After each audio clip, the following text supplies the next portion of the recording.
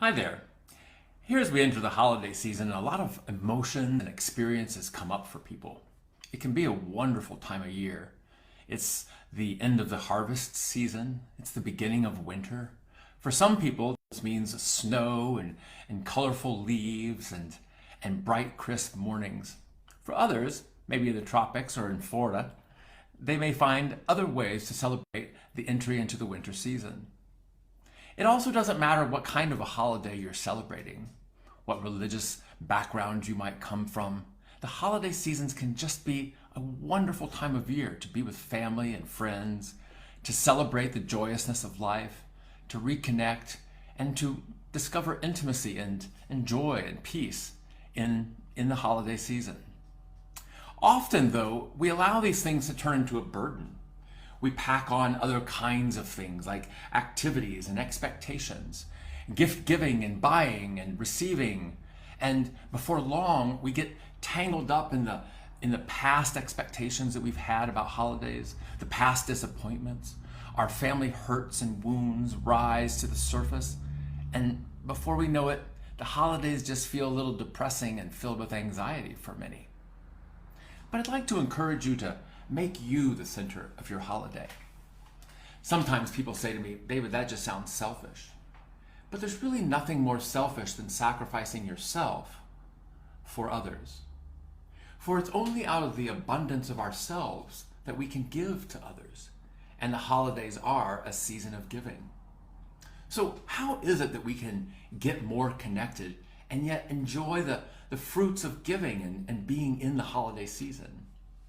One of those ways is to really come to stillness and begin to reflect on what the purpose of your holiday celebrations is really about. What is the meaning for you? What is the meaning, where do you find the joy in the celebratory experience? Also, just take time to be in a meditative state. It brings you back to you. It brings quiet and peace to the hecticness of our daily lives.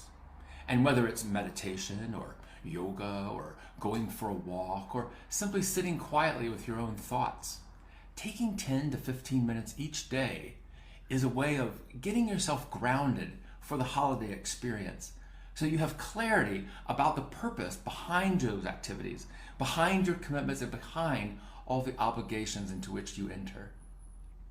And speaking of obligations, if something feels like an obligation, if there's a heaviness around it, then don't do it.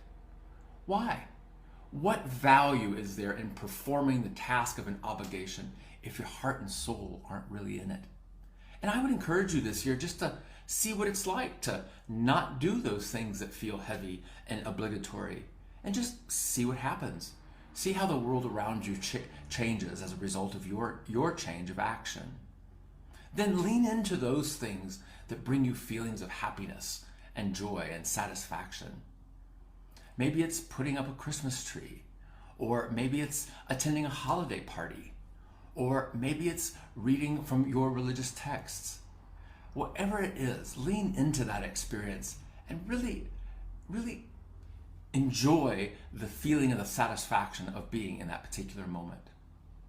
And throughout the holiday season, whenever you find yourself frustrated or stressed out or experiencing anxiety, remind yourself that your life is yours to choose.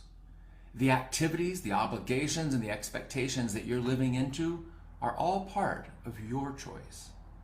So you have a choice in this matter as well. Either you can embrace the choice that you've made and go at it with joy and satisfaction, or you can choose not to do that. The choice is yours. If you'd like to learn more about how you can find joy and satisfaction in the holiday season, reach out and give me a call. And let's discover with kindness your life without borders.